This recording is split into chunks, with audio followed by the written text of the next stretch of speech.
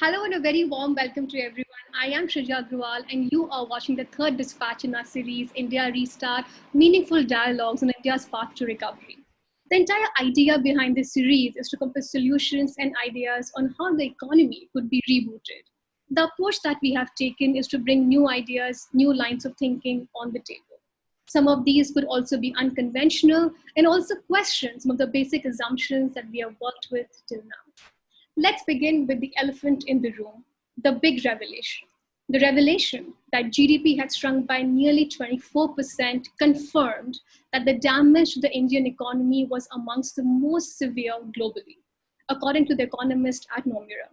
According to an explanatory piece in the Indian Express, which is worth noting, and I would like to quote, it says that India had one of the world's most draconian lockdowns. Second, unlike other countries, India was far more parsimonious in its fiscal response. Third, the economy was in a classic balance sheet crisis before the pandemic began. The major engines of growth, consumption, investments, and exports had been decelerating since the end of 2018. The pandemic aggravated the already frayed finances of corporate banks and shadow banks. While we may estimate a sequential improvement in GDP growth in the second quarter, there's likely to be another massive contraction of negative 10.4%. Growth is likely to remain in negative territory for the next 2 quarters. The solutions could involve cash transfers and public employment programs in urban areas, among other support measures. It is thus increasingly becoming clear that with the economy hurting so badly due to the pandemic and many major industries and their SMSMEs reeling, the Indian entrepreneurs' innovation, spirit, and entrepreneurship will have to play a hugely enhanced role in the current environment to help ease some of the economic pain. How can the government, industry, financial ecosystem, and research bodies coordinate with India's brilliant entrepreneurial class, not just to meet the economic challenges of the pandemic, but help leapfrog growth in key sectors to bring India back as one of the world's fastest growing economies? We have a very meaningful panel here to decode some of these trends. Please help me welcome Raman Roy, Chairman and MD, Quattro Business Solutions, also labeled as the father of the pioneer of the Indian business process outsourcing. In 2018-19, Raman was also the chairman for NASCOM. Also joining me is K. Paul Thomas, who is the MD and CEO of ESAF Small Finance Bank and founder of ESAF Group of Social Enterprises. He is the chairman of Southern and is the president of Kerala State Association of Inclusion Institutions. He was on the board of Apex microfinance bodies like MFIN.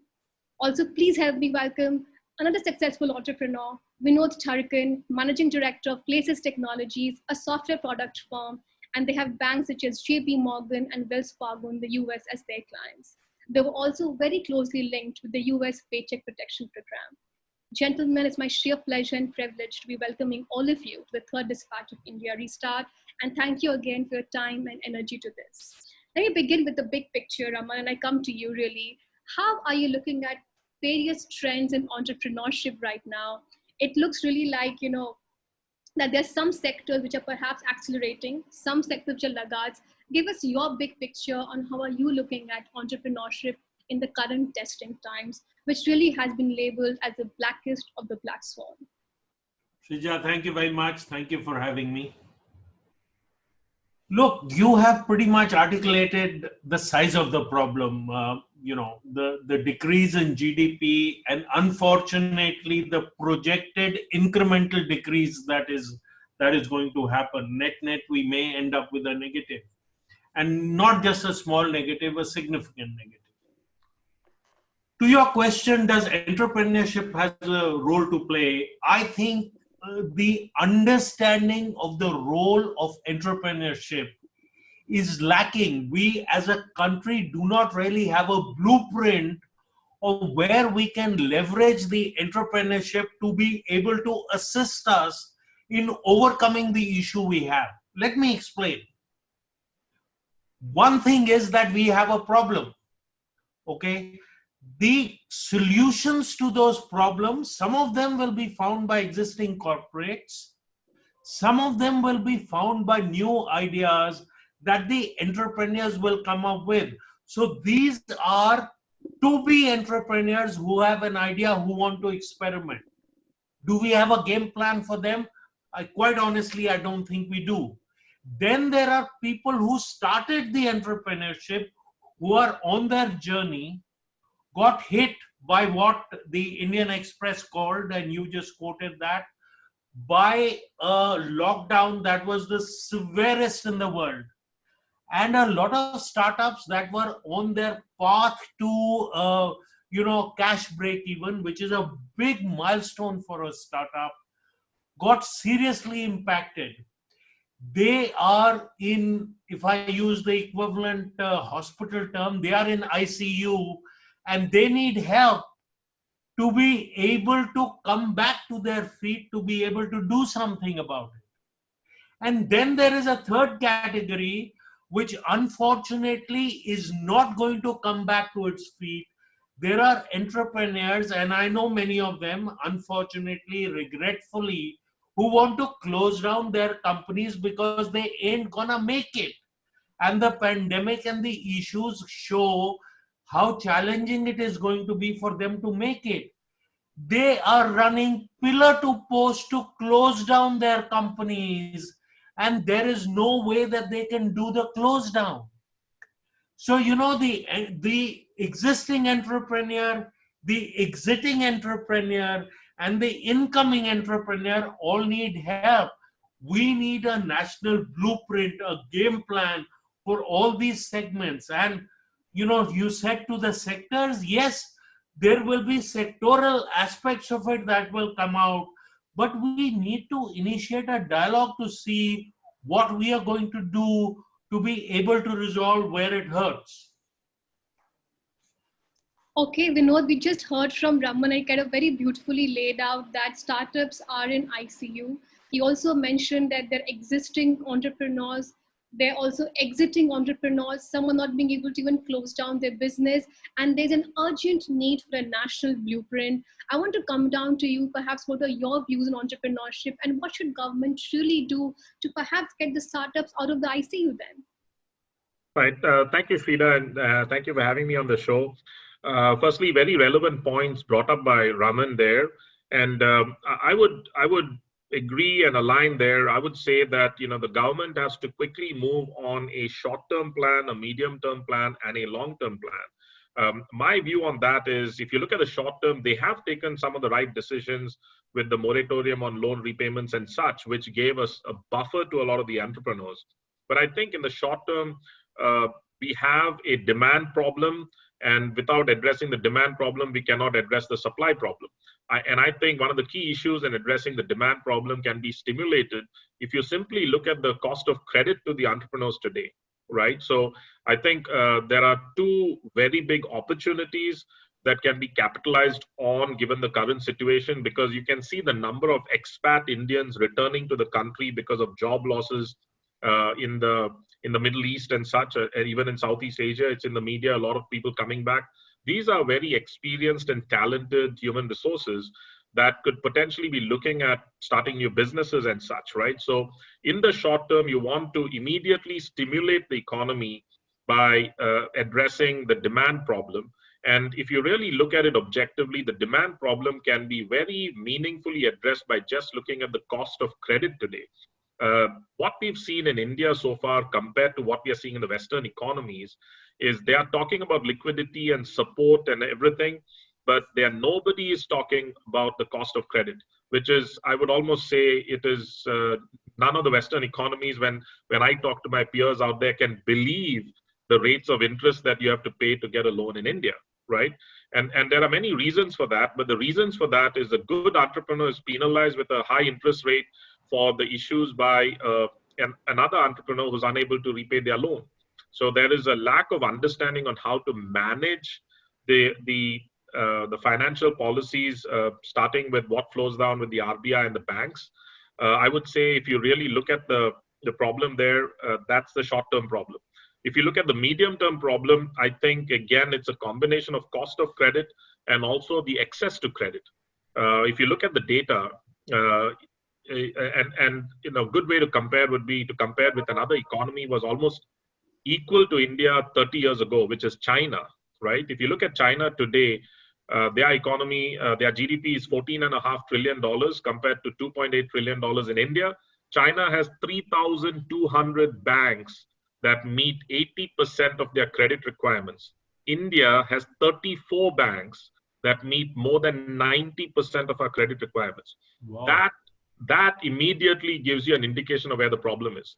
And if you when I talk to my peers here, and we were in a discussion earlier, Shrija, as you know, where the banking sector provides the impression that there is no demand for credit. But the issue is not demand for credit. The issue is really access to credit. And I would say the other opportunity with so many human resources coming back to the country is stimulating entrepreneurship. And on that front, the government has tried to do a lot with supporting loans provided by the banks and such. But what you have to look at there is if those loans, like if the government is providing a guarantee of only 25% of the loan, the banks are then looking at a collateral of 125% of the loan. And now if you have an entrepreneur who takes advantage of that loan and it turns into an NPA, it's a non-performing asset for the bank, but it's a loan that is supported by 125% collateral. So I don't understand why the government cannot provide 100% guarantee on such loans, for example, right? So I think there are immediate solutions to some of these problems. And if you ask anybody, I've polled a lot of people saying, what would you do in terms of your business expansion or your business initiatives if you could get a business loan for 1% interest? And the answer from everybody has been, oh my, if that was possible, we would immediately go into an expansion drive that would stimulate demand and then enforce supply to increase as well. So I think those are the short-term measures. The long-term measures, of course, are related to structural changes. Like I mentioned, why is it that in India, we have such a small number of banks, right? And there is a lack of understanding that it is the banks that create money in the economy. When a bank makes a loan, literally any loan, that is brand new money in the system. So if you can stimulate bank lending, you increase the money supply. And if you can stimulate bank lending for productive loans, you can ensure that you're not risking inflation. So those are some of the long-term structural measures I think that also need to be looked at. So that's my initial take on this. Vinod, thank you so much. That was quite helpful and meaningful. And I come to you now, Paul. You have observed and sort of listening to both your entrepreneur friends. A good panel here that we have all three of you as entrepreneurs, and a very passionate sort of appeal made that the cost of credit and access to credit are two areas which really need improvement. Raman also reiterated that there are startups and organizations which really are in the shape or in the not in a great state, are in ICU and need to get out. And you are in the position of and in the business of providing loans. So I am sorry, but the difficult questions are coming to you now to address on cost of capital and access to credit. What do you think are the solutions which the government really is a practical solution and should be done? Yeah. So thank you, Shija, for inviting me to this panel. So I was hearing Ramanji and Vinodji sharing about the entrepreneurship challenges, entrepreneurs challenges. Even though I'm a banker today, so I've been working on the promoting entrepreneurship at the micro and the grassroots level for the last 25 years. So I'm very much aware about the challenges faced by the startup entrepreneurs. And we have, as a small finance bank, we are trying to Paul, you can, solve some of those problems. You just started. So, access is always a challenge in India. So in India, around more than 51% of total population doesn't have access to formal financial sector. If you take China also, that number almost same. But even though China has more number of banks, the access exclusion remains almost similar levels. So the government of India has been trying, RBI has been trying to improve the situation since 2005. Various steps have been taken. So increasing the number of one side, that is true that the bank consolidation is happening.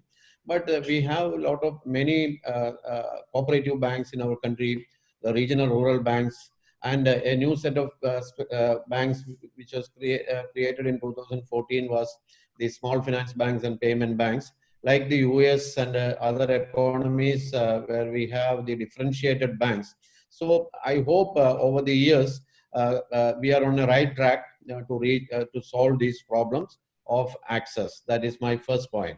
And when it comes to Vinod said about the availability of loans at 1%, that's a fantastic thing. I also really love to have, but unfortunately in India, our banking system is funded by in a large scale. It is funded by the depositors' money, and it is also the deposit rates are related to the inflation rates. So that is why our cost of funds from the banking system is always on the higher side. But last 1.5 years, if you take almost 115 basis point reduction has happened in the repo rate. So banks are also now passing that benefit to the entrepreneurs. So after the COVID situation, government also have taken many initiatives to build the access to the small and medium-sized entrepreneurs, especially around 3 lakh crore of MSME emergency credit line was opened up, and there are many support systems have been placed.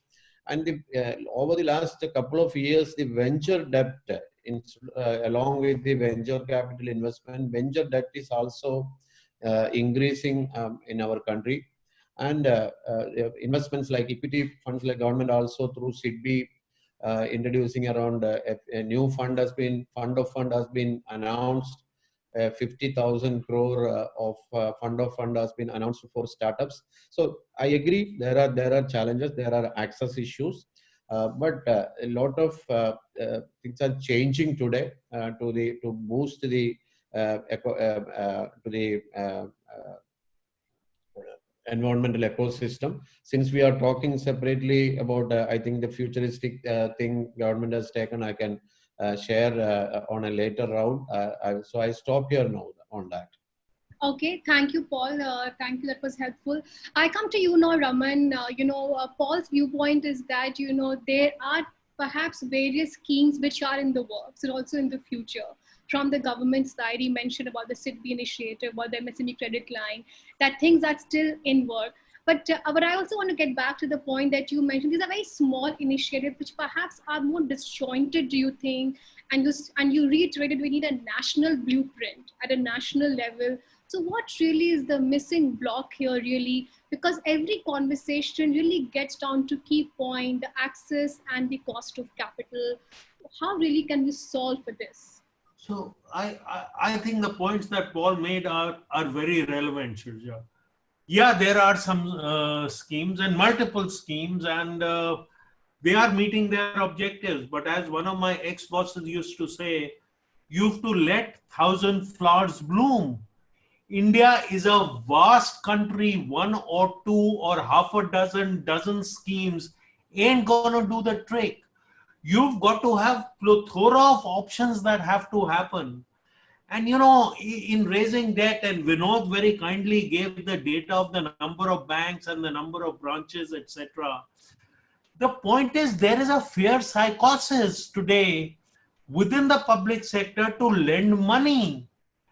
And if the employee who takes the decision to lend money will lose his or her job in case the debt goes bad, he or she is not going to take the decision to lend the money because there is a risk involved. So we've got to create guarantee schemes. We've got to look at what the downsides are.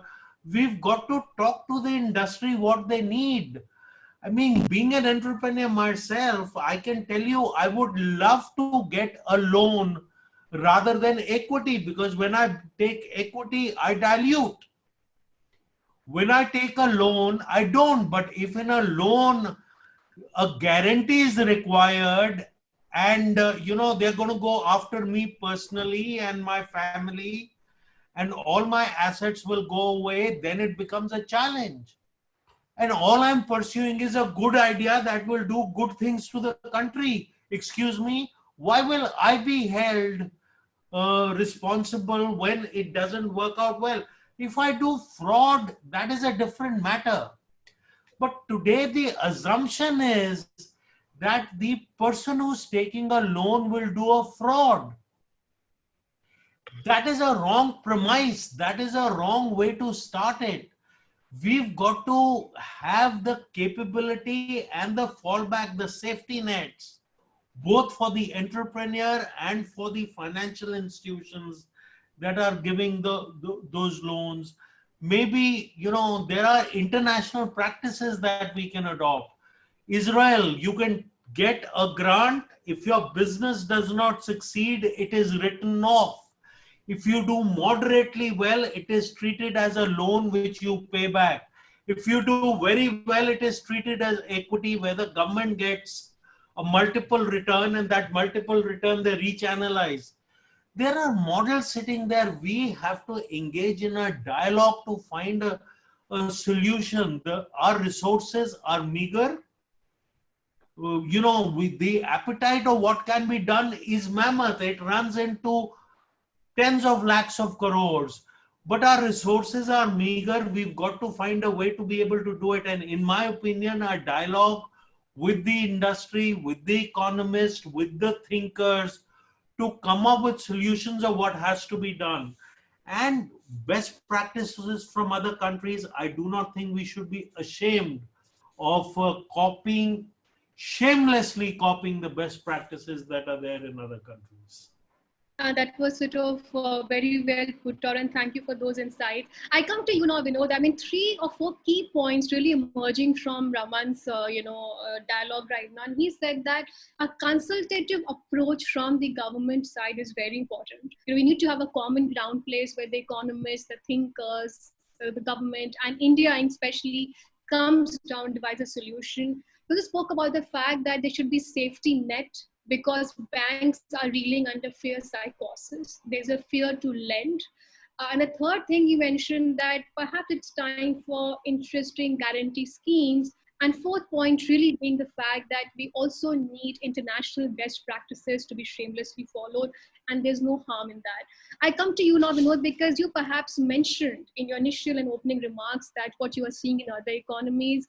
Give us some insight that just given you have been so closely linked with the US Paycheck Protection Program and have done some meaningful work out there in some of those economies.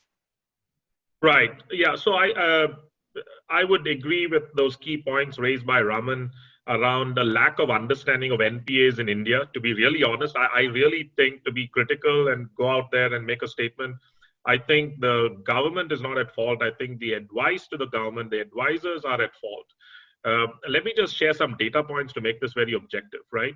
If you look at most of the banking regulations around the world, they are based on the 1844 Bank Charter Act that came out of the UK, okay? And it's astonishing to see that people have never questioned the creation of money since 1844, all right? Now, if you look at the data there is a lack of understanding of what an NPA even is, right? And so when a bank has already lent out that money is already floating around in the economy, okay? And if the central bank in India, that's the Reserve Bank, takes over those NPAs, that is just an accounting entry. And they can free up the banks from those bad loans. So the banks are more solvent and can continue lending. On the other hand, you can see this debate in India for years now about what do we do with these NPAs. We are, I think, shooting ourselves in the foot. Why don't we look at what Germany did after the Second World War, what Japan did after the Second World War? All the banks were bust, but the central bank took over those bad assets at face value, freed up the banks. So again, if I go back to certain factual data points that indicates a lack of understanding in India. Firstly, there is a lack of understanding in India that when a bank makes a loan, it is creating brand new money in the economy. And when anybody repays a loan, it is sucking out money from the economy. I know it sounds very silly, but this basic understanding I don't think is related to in India, even though it's very obvious in the Western and Eastern economies. Again, if you look at the data, Why don't we look at the money supply in India in 1990? It was $140 billion. Today, our money supply is $2.6 trillion. Our FDI has only been $500 billion. Where did the remaining money come from? It came when banks lent money out. If you look at China, their money supply was $300 billion in 1990. Today, their money supply is $28 trillion. Their FDI in the last uh, 30 years is only $4 trillion. Where did all the remaining money come from? All this money was created when banks make a loan. Look at what happened in the United States in 2008. The Federal Reserve bought out all the bad loans in the real estate sector from the banks at face value. So all those bad assets or toxic assets were taken onto the balance sheet of the Fed, and those loans were repaid by the Fed, so the banks were made whole and they could lend again. So that's one key point I want to make about NPAs. It is baffling, honestly, for me to see that, you know, the esteemed economists in this country don't seem to have a clue about the source of money creation and how that works. The second thing is, you look at the way we give credit in this country. There is a government guarantee for a loan. But again, the government guarantee, for example, is for 25% of the loan. The rest of it is on the heads of the banks. What do the banks do? The banks ask for 125% in collateral. So now the loan is supported by 125% collateral. If that loan goes bad, it is 100% NPA on the books of the bank. But is it really an NPA? Because you have 125% collateral sitting on the side that once liquidated is going to make the bank whole. So why can't the government or the RBI create a 100% guaranteed scheme? And if one of those collateralized loans go bad, the RBI can take over those loans, make the bank whole, and continue to allow the bank to lend. Let me give you one more data point. Again, an objective data point. If you look at a bank today with 1 crore capital, a theoretical bank with 1 crore capital, and if you look at the reserve ratios of the RBI today, okay, they can give out 17.5 crores in loans by meeting all the reserve requirements that RBI has today. What that means is 1 crore gets multiplied 17.5 times as loans. So that's when I'm saying, I know it sounds insane when you talk about a 1% loan, but if the bank is allowed to give out 17 times its capital as a loan, even if it earns 1% interest, it gets 17% return on capital, right?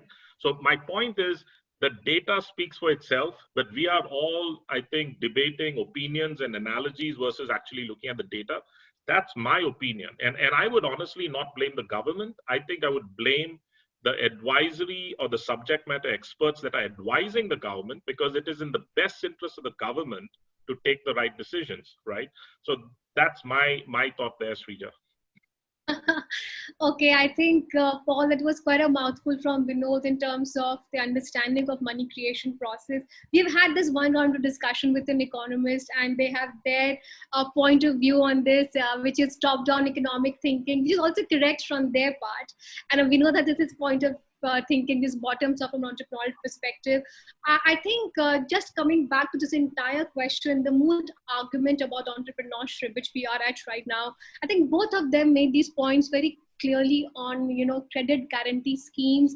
And to Raman's point, also what he mentioned, that perhaps in Israel, the waiver to startup loans and how they are sort of considered, if you are successful, little successful, moderately successful, why don't we have those practices here in India?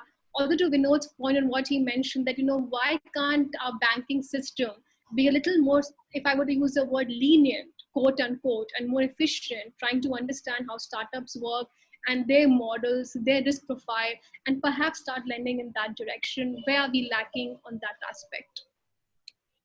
Okay, so I agree with Vinod's point that the new money which a bank lends to a company or a person, which creates the impact, the multiple impacts that money creates is very, very high. So that I fully agree on that. So in India, in fact, banking is highly a very regulated activity, and technically there is no write-off, or RBI is not taking over any bad loan, because the public sector banks NPAs are technically it is being written off by the treasury only, because the government funds again recapitalize the public sector banks. But when it comes to private sector banks, we don't have that support system in place. So if the loan goes NPA, so there is a lot of perception issues. We need to have a lot of discussion need to happen at the government level, at the regulator level, at the economist level, and need to appreciate because everybody banks are taking a lot of risk for identifying entrepreneurs, especially a new to bank customer. So because I know personally, because we have been mostly working on that segment, new to bank segment. So there is no credit history even. There is no, and predominantly in India, banks were lending based on collaterals. So even though, as Vinod said, even though the collateral is there, still that collateral get liquidated, the loan is treated as NPA. So, but a new wave is emerging for financing to micro entrepreneurs based on their cash flows. Lending, collateral-free lending is just emerging. And another, credit guarantee can definitely play an important role in that. Some maybe a percentage of 10% first close guarantee. If government can create a fund and okay, first close, the rest anyway. The bank also in the lending business, bank also will be prepared to take the rest of the risk on that. But it has to evolve further. Currently, we have a CGTMS scheme is there, but it is only up to 2 crore worth of loans. But now setting up a startup ecosystem, an enterprise needs a larger funding. But in a right direction, Reserve Bank of India recently announced they've included startup financing into the priority sector category. So definitely, I believe that because banks in India have to maintain 40% of their total assets into priority sector. So this has been included as one of the category. So the startup financing will definitely get momentum. This is a very latest announcement. The recent guidelines have been startups have been included in that. And on as I said earlier, the funds. And there is also, as part of the COVID relief package, government has introduced a sub-debt support for the micro entrepreneurs. So this can act as a quasi equity. So I don't fully agree that funding is the most important issue. So there are land price issues are there. There are regulatory labor law related issues are there. So local level understanding about entrepreneurship at the grassroots level. So especially I'm based out of Kerala. So Kerala, the local bodies have a lot of powers even in licensing.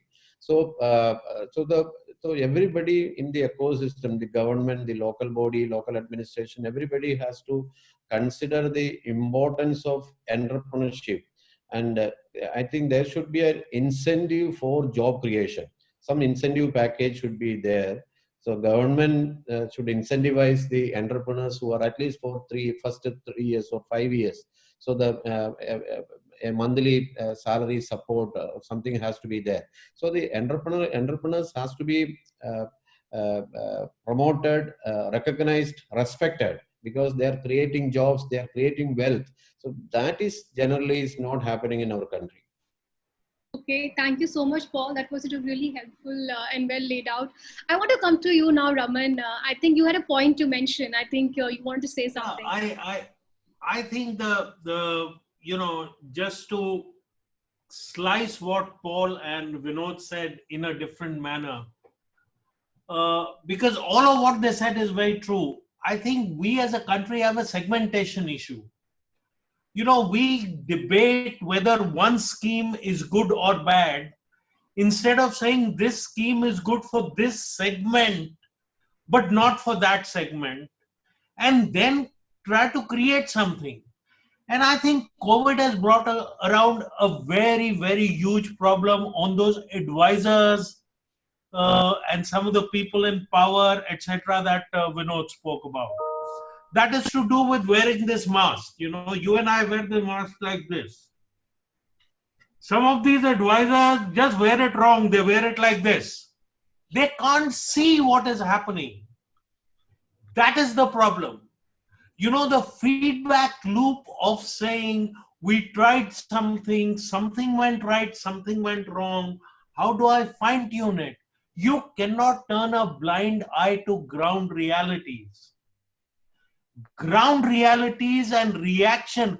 Good management is about understanding the ground realities and correcting and reacting to it. Good management is not debating and shouting from top of rooftops that the policy I made 3 months ago is good. The world changed in 3 months.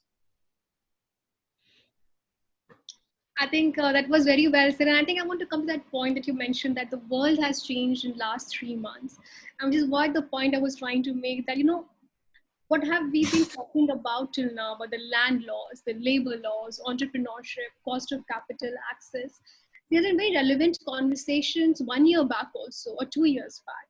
But it's the first time we are actually staring at a negative growth environment, which is new for this country, really.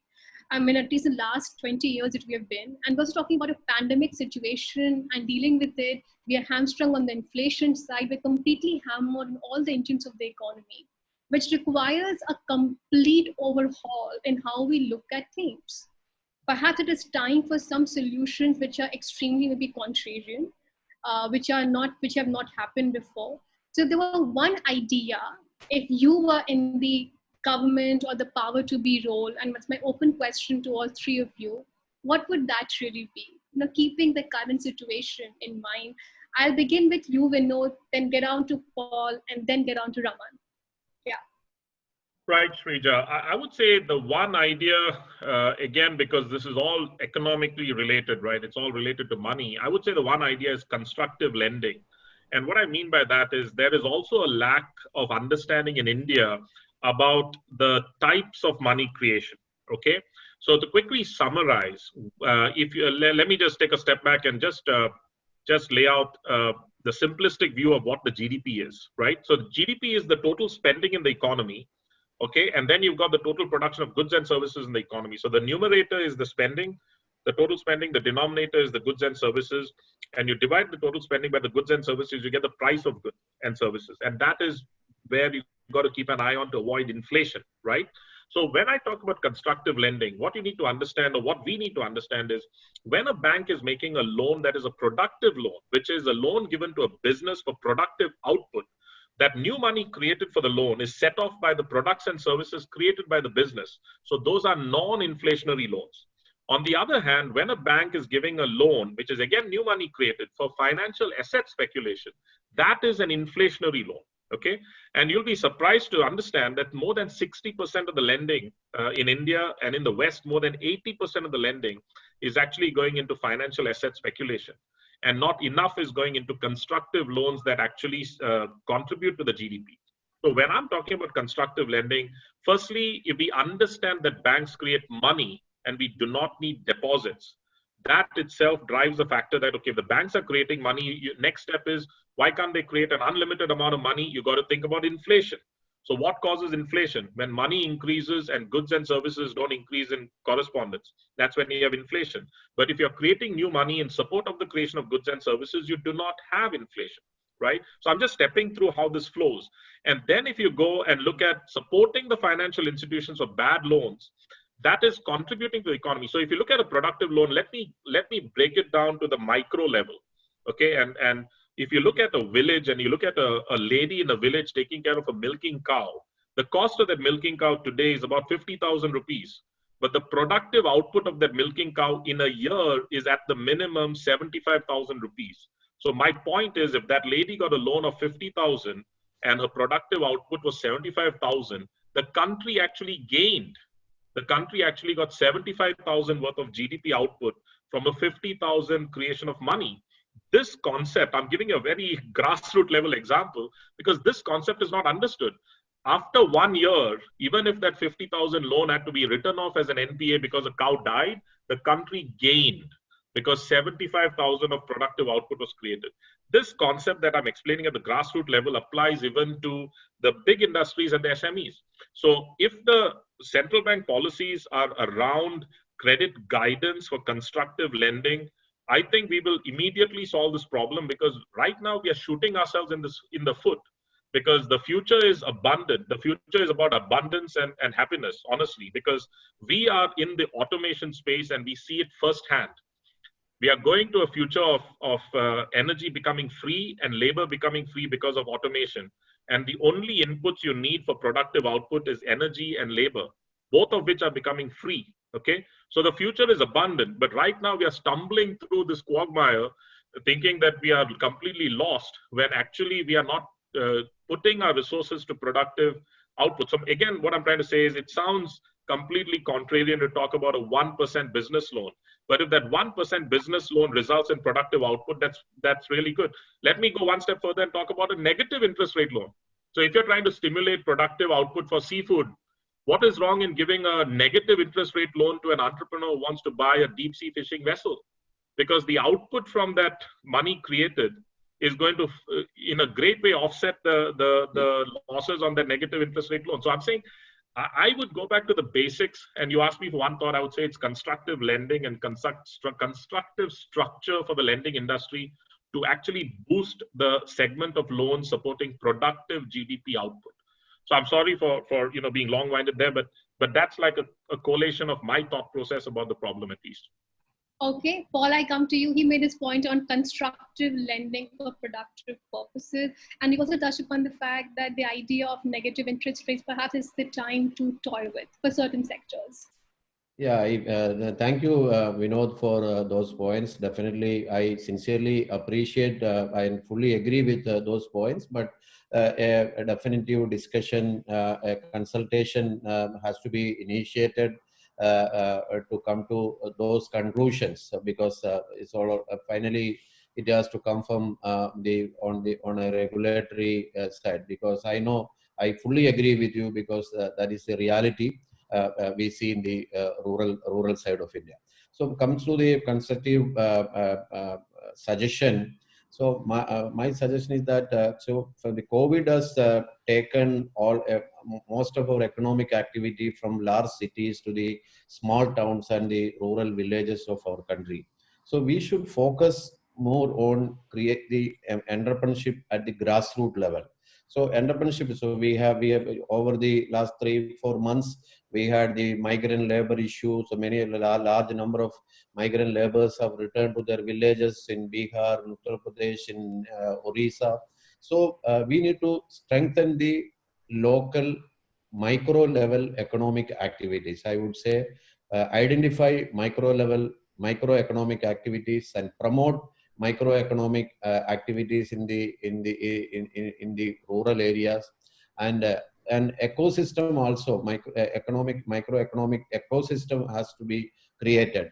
Things like that, skill upgradation has to be accelerated in those areas. Most of it is not only about IT or other things, but agriculture, food production, all these areas, skill upgradation is required. And if government or local bodies or industry associations can set up common facility centers, so each micro entrepreneur need not have to create everything. So there will be a facility available at the village, so that they can come and make the production and do that. So that level of focusing on the rural microeconomic development should be the focus. That's my point.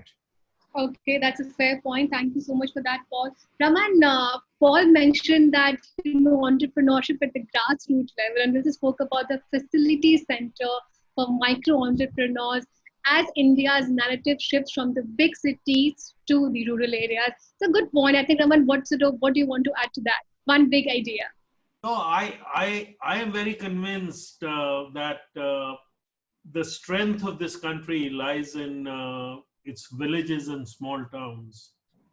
and creating an opportunity for entrepreneurs, what Paul called micro entrepreneurs, smaller entrepreneurs, to create that capability. You know, to me, a driver who leaves his job and takes a car on loan to be a Uber driver or a Ola driver is as much as an entrepreneur as your three guests on this show, because he's taken an entrepreneurial decision. But have we created the environment to support him or her? The issue is not that Indians are the most entrepreneurial set of people. I mean, there are jokes that are made that you go to wherever and you'll find, one Sadar or one Malayalam running a tea shop or anything, because we are entrepreneur. Where we see the ability to make money, we will find a way to be able to make money. But how are we promoting it beyond, a self-sustaining business? Let me, you also asked a question to say, what is the one good thing that can be done? The government has the wherewithal for fiscal and non-fiscal incentives. That is the classic definition of state. In any basic economics, the state has the ability for fiscal and non-fiscal incentives. One of our biggest industries today that employs directly 5 million people, indirectly 20-25 billion, IT industry, which I represent, and so does Vinod here. We had the ability of a tax-free income for X number of years, the STPI scheme that was created in consultation with the industry. That made entrepreneurs come out, that attracted capital, that created magic. We need a supply chain for manufacturing. Why can't we use fiscal and non-fiscal incentives? And what Paul pointed out, these collaborative units where all entrepreneurs don't have to do it.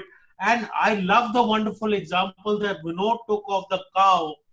These are the non-fiscal incentives that can be used. But again, I come back to what I said earlier in the program. We need a blueprint. In that blueprint, these are the kegs that will build. Rome was not built in a day. We will not create a solution to this in a day. But unless we make progress step by step, stone by stone, create the wall, that is where our solution is going to come from. Yeah, thank you, Raman. That was sort of well put together and summarized all some very beautiful ideas. And before I get on to rapid fire, and I think we have such an interesting discussion going on here with such key, meaningful insights coming to the fore, I can't let go of this panel without asking you what really is going on the ground here. The increasing narrative about Atmanirbharta and Make in India. There's some quarters in media which are saying that there are mixed reactions really coming to the campaign. There's some saying that it is partly successful. There's some labeling it as, it's blank noise.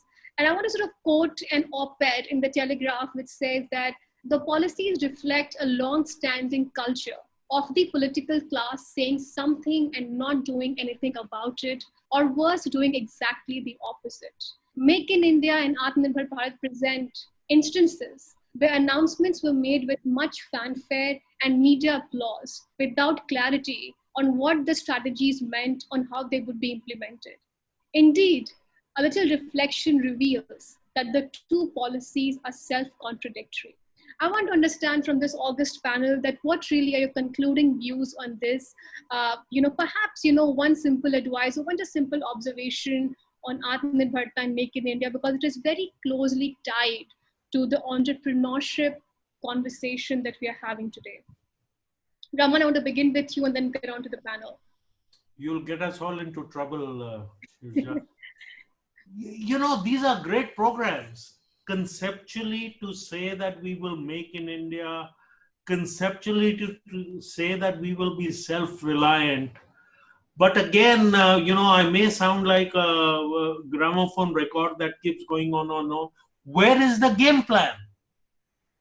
Where is the plan that says that for this, these are the steps that we will take to get to Make in India? Why? How can we make huge announcements of some multinational setting up a factory, and we need a newspaper to come back and say they are only going to employ 25 people? And it is given as a huge press announcement that says that so and so company, I will not name the company, agreed to set up a factory here, and it is a part of our Make in India program. And then somebody reports it will employ 25 people, and all the raw materials will be imported. I mean, where there is a game plan, like look at our car manufacturing. We say over X years, your local content has to be Y%.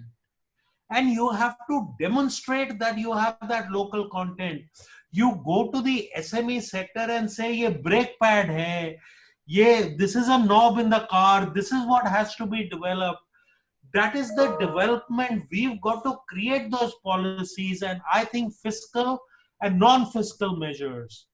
If entrepreneurs are told they will not have to pay tax, they will not have to pay GST, they will not have to, there is a dialogue that can be done. Today, if you talk to the SME sector, with due respect, and I said I'll get into trouble when you ask that question, a lot of dialogue happens to say, वो 18% कैसे avoid हो सकता है? Because it is 18% GST. Rather than to find a solution to say, how can I make it, and how can I make, if the entrepreneur sees money being made, the entrepreneur will do whatever is required. So again, I think we need a blueprint for Make in India. I think we need a blueprint for Atmanirbhar Bharat. We need to put it in public domain. We need it to be debated, and we need to show the heart to say, oh, okay, that makes sense. The way we designed it was a little wrong. We will tweak it up. You have to learn. Good management is about tweaking your schemes and doing it. We are not displaying good management. That is what I think Telegraph is meaning to say, using different words. We have to show good management for great schemes. Schemes by itself will not succeed. Good management will make even a bad scheme succeed. Wow. Vinod, we just heard Raman, and he made his point very clear that good management is really the missing point. Schemes can't be great by themselves. Right, and I would support both the points there, about a lack of, again, I would not blame the political establishment. I would blame the advisors or the subject matter experts, because, it's quite obvious that they really don't understand how the system works. It's very obvious, right? I mean, you can very, ideally talk about a self-reliant, setup in India, but you've got to have a basic understanding of the supply chain.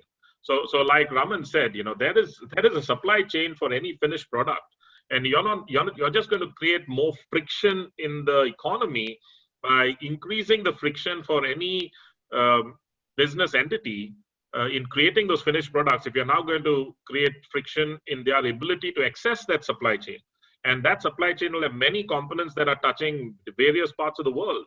So I think this is probably an objective example of bad advice. If you want to be self-reliant, I would go back to the point that Paul raised earlier about the concept of creating business clusters, or to create the support for specific industries. So what I mean by that is, if you look at even the village scene in India, which is a big part of our population and our economy, you have to create business clusters in support of the supply chain that is possible for specific sectors.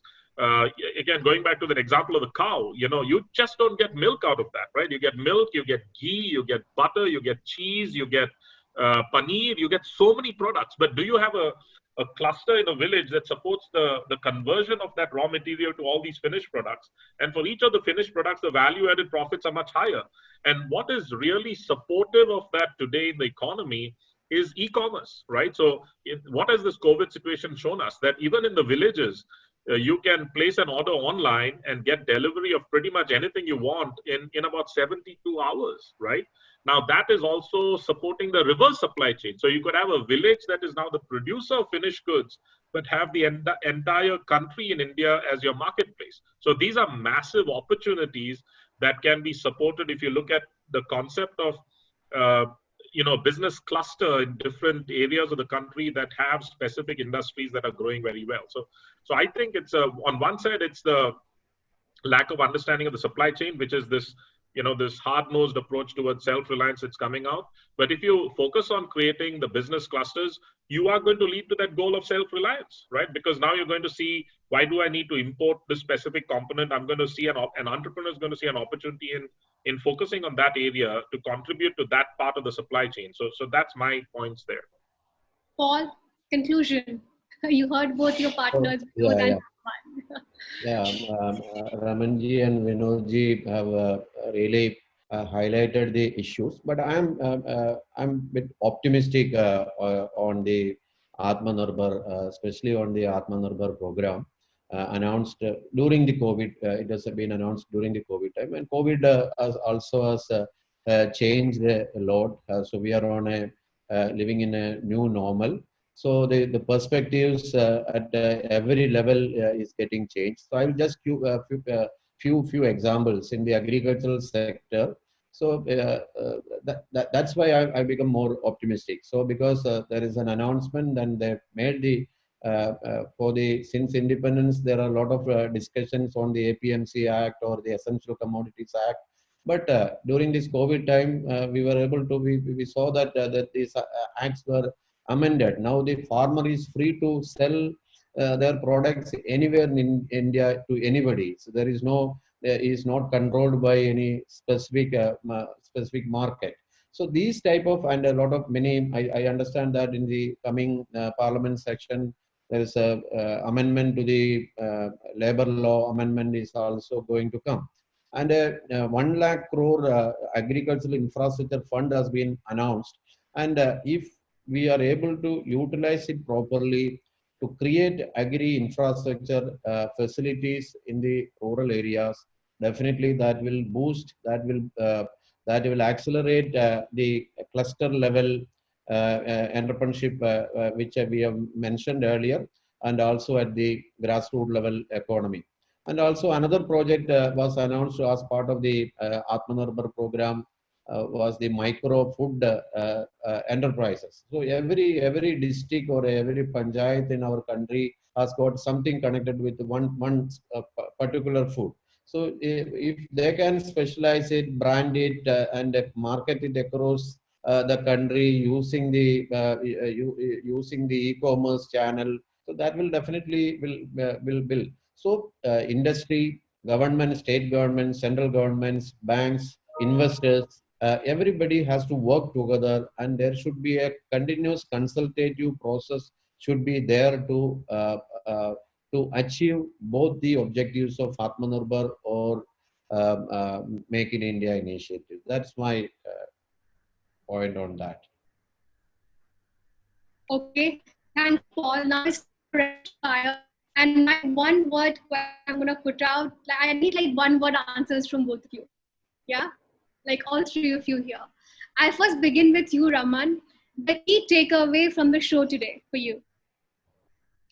The possibilities. The possibilities are immense. Okay.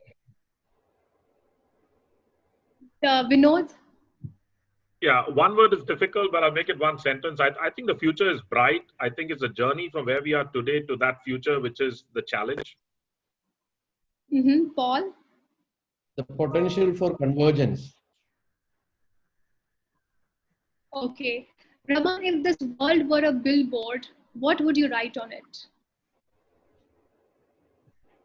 See, actually, we need a headlight view. we keep getting a tail light view and keep analyzing history. We need to take a headlight view and say, what is needed for the future? Let's take a deep breath and fix it. So in the board, I would write, take a headlight view for the future. Forget what happened in the past. We are where we are. Okay. Vinod, the biggest learning or the most humbling experience that you've had during the COVID times? I think the success of work from home, at least in our industry, in our measures, almost a 25% gain in productivity. So that's been a big learning for us. Okay. Paul, So if you were to, yeah. My confidence in working with the grassroots and providing, empowering the grassroots can result even during any crisis. So that was my learning during the crisis. Okay. Raman, there's one experience in the COVID times which made you like, which really got you thinking and made you question yourself, self-introspection. I think knowing people who got impacted and unfortunately lost their life, it has been a very rattling, sobering, humbling experience, and it's shaken me up a lot. Okay. Vinod,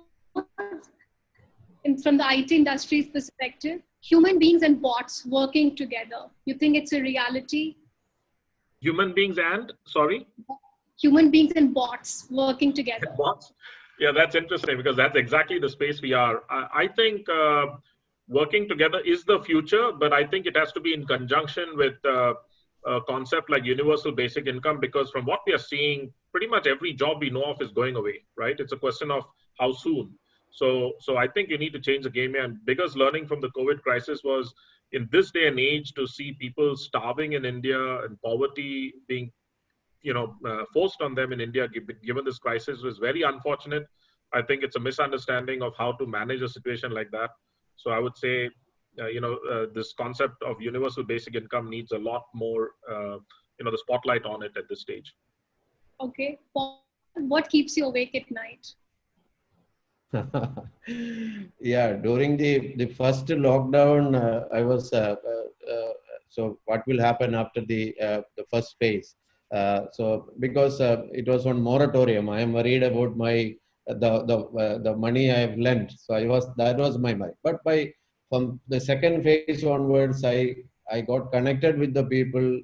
I got a lot of confidence that if you continue to focus on the rural and primary sectors, that can turn back quickly. The resilience at the grassroots is very, very high. That is a confidence I got during the interaction with the grassroots level communities during the last 3-4 months. Okay, my last question, Raman, and then we conclude that if you were to be stuck in the elevator with the FM and do a 2-minute pitch, what would that be? Oh, I would say, zero, X% of tax, 25%. We keep saying we reduce tax. 25% of zero is zero. There are industries that do not exist. Come down to zero tax so that if in 5 years they make profit, they don't have to pay tax. It will attract entrepreneurs. It will attract capital. It can make magic happen. The tools of fiscal and non-fiscal incentives have to be utilized for our country, more so when we have a 25% contraction in our GDP. Thank you so much, everyone. It was such a beautiful panel, and I think we will make magic happen. That is a beautiful sort of concluding line from all these 3 successful entrepreneurs here, and really putting a time and energy to this and sharing a meaningful insights. Till the time we see you next, goodbye and good luck. And here I am from the Mint team, wishing all of you and your loved ones to stay safe. Thank you.